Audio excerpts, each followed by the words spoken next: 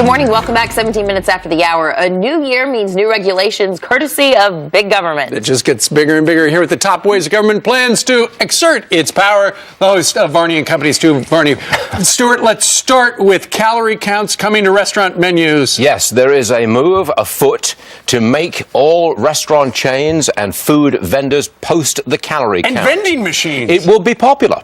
I'm sure it will be popular. People want to know how many calories they are consuming. Sure. It's a huge hassle for the food vendors. It'll cost vending machine operators $25 million a year, and it'll be impossible for pizza parlors, because how do you calculate the toppings and the calories thereof? Sure. But I think it's going to be popular. That's number one. What about regulations coming to cigarettes, cigars, e-cigarettes? No, what you're talking about is e-cigarettes.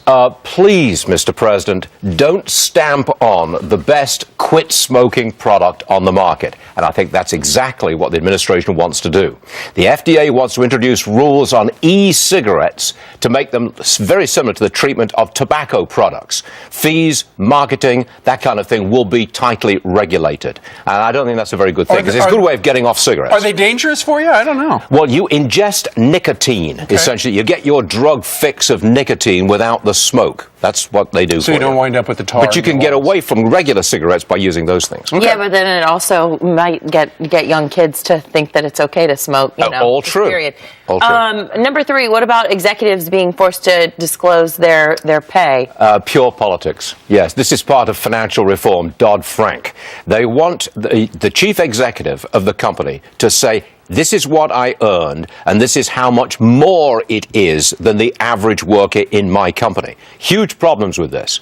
How do you calculate what the CEO earns? If he gets a stock option, that you can't calculate the value of that. And it's done purely to shame CEOs at a time when the president's pushing for income equality as opposed to income inequality. This is pure politics. Something else that is political, and we've been talking about this over the last couple of months. The EPA is going to exert power over streams and ponds and... Why is that bad? Why is that bad, Stuart? Why is that bad? Yes. Have you got a little tiny stream that runs through your backyard? Tell me why it's bad. If you've got one, yes. the EPA wants to regulate it. So do you think that you're going to be allowed to use weed killer in Should your it be garden? dirty? Do you think you're allowed Should to... it be polluted?